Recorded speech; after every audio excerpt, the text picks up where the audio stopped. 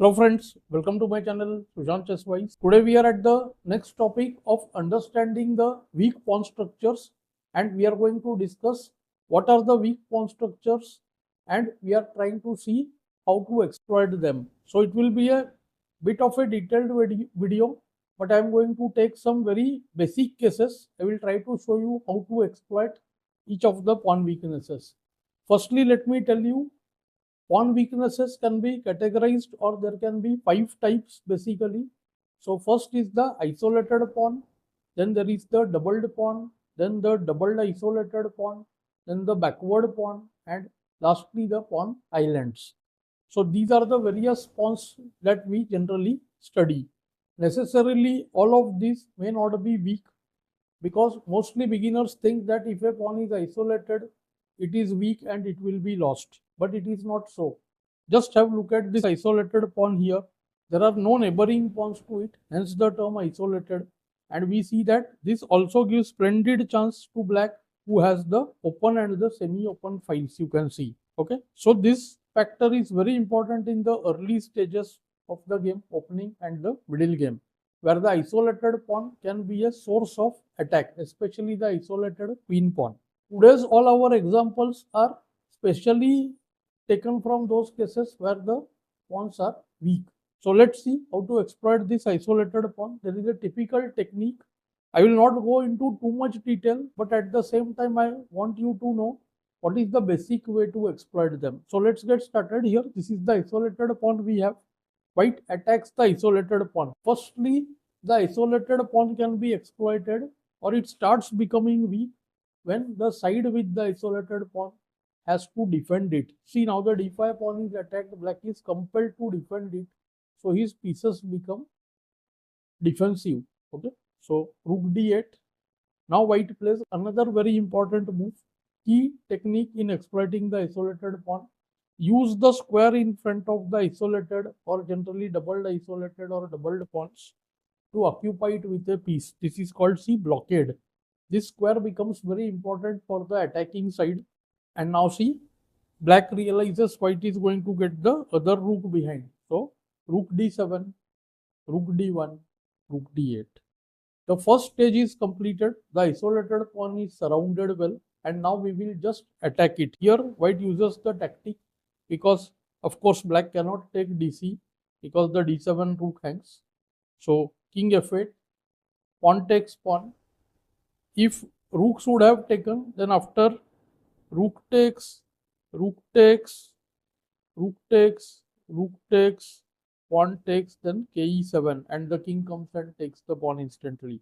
That is why pawn takes pawn, rook d6, kg2, ke7, and this endgame is really tricky, very difficult to convert, because the d pawn is now firmly blockaded, but white gains space on both sides. So quickly I will show you what happens. a4, b6, b4, white will expand on both the sides. King f6, h3, he wants g4 basically, g6, b5, squeezing the queen side first. Now see h5, g4, takes, ke7, king f3. The king is now improving. Rook f6, kg3, rook d6 necessary, otherwise there would be d6 at some point. Mainly if the rook is kept here only, the other rook will be free to enter from c1 to c7 or even c6. Rook d6, so that the c1 rook cannot move. King f4, looks like a repetition, again rook check, but white now uses the good move ke5. See, the threat is d6 now. White wants d6, the f6 rook would be lost, you can see, and black has two options. If he takes rook f2, see, we are allowing rook f2 here, but see, d6 check, kd7, rook c1, good move, and this rook will invade. Rook e2, kd5, rook c8, only way to stop the entry to c7. So takes, rook check, and the other rook now enters the 7th rank. kd8, rook c7, rook d2 check, kc6. I didn't want to go really deep into it, but let me show you. The end part is critical. Rook check, kb7, rook d2, rook f7 or king a7, rook d6, rook f7, rook d4. But here white manages to win, because after kb6, rook a4, g5, Even if this rook goes and tries to get the g pawn, the moves kb7, you can see b6, b7 and rook f8 check eventually guards the b8 square and the pawn will become queen. So this is easy win for white. So basically here rook d6 was forced, and after rook d6, rook c1, and see rook will invade c6 or c7. Hardly there is any defense. To stop rook c7, if rook d7, then the rook comes to c6, we will trade one of the rooks, and here see dc, bc both are great.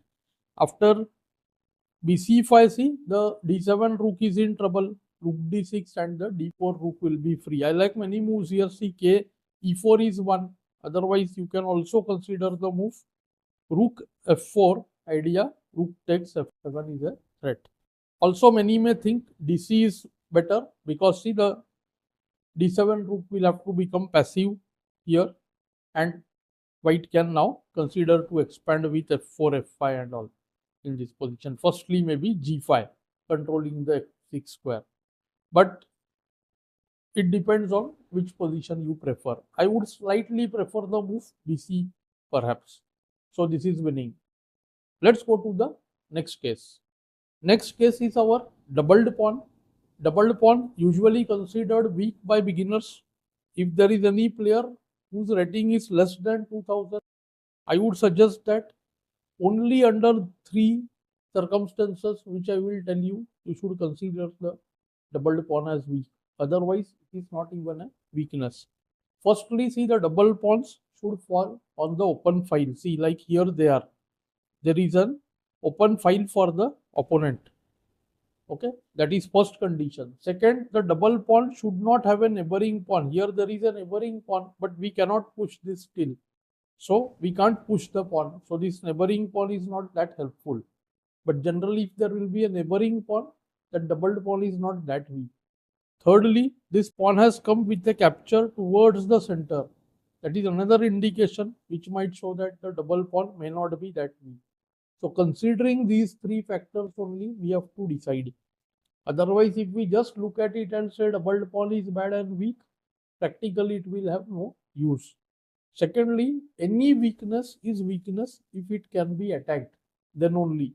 Otherwise, that weakness is just theoretical in nature. To note that. So white plays the move obvious, rook a c1, rook b8, and a very interesting rook and game comes. Here, many suggest the move b3, which is not bad. Because if you take into consideration after rook b6, white may just double rook c4 and rook c1. This also I assume as a great way. This is a very easy technique to convert. But here white chose to play rook c6, rook b2, rook c7. He got a pawn.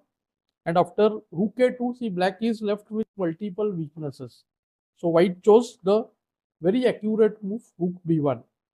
Do note this technique. Instead of hurrying to take the pawn by rook d7, we will first play rook b7, tie this rook down. In rook and game, we want the rooks to be active. So a5, rook b7. If rook d7, see things can become difficult. After rook c8, rook d6, rook c2, rook f1. See white rook has become passive now. a4, rook a6. Rook d2, good move. See, stopping the advancement of this pawn. This pawn, black wants to play a3, rook moves b2, and the king will come and moreover attack this rook on a6. So this is black's plan. Black's chances are decent here. I am not saying black is better, but he will have some survival chances. So rook b7, and now see black's chances are much worse over here. Now see the f8 rook is tied down. So a4, rook d7, a3, rook a7, good move. So that black never gets rook b2 and a2. Okay. So rook a1 check, kg2, a2, rook d6.